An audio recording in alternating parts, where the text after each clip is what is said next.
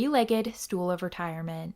This analogy was created to show the three most common sources of retirement income retirees counted on for financial security. First, you had Social Security. Social Security is essentially a government savings program in the U.S. that replaces a percentage of a worker's pre-retirement income based on their lifetime earnings. The second leg is pensions, which we covered in more detail earlier in this video. The third and final leg of the retirement stool is the individual's own personal savings that they were able to accumulate over their working lifetime.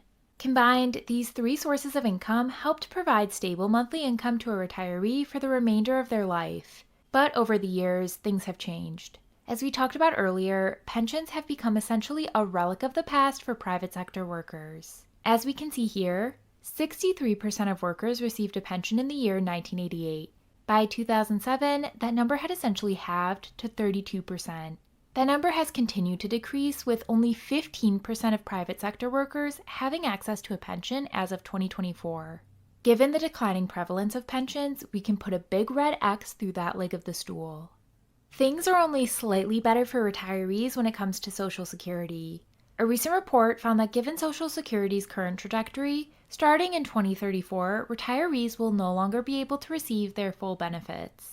It's very well documented that it's only a matter of time until Social Security runs out unless major changes happen.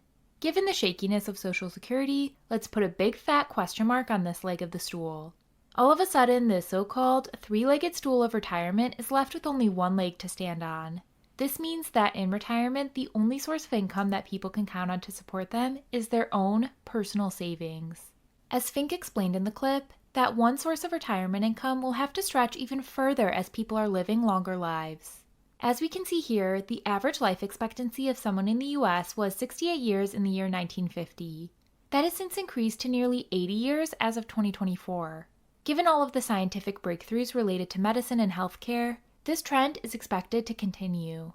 The United Nations estimates that by the end of this century, the average American will be living to nearly 90 years old. While this is obviously great news for society, longer lifespans mean retirees will need to stretch their savings even further. One solution Fink is proposing is to push back the retirement age in the country.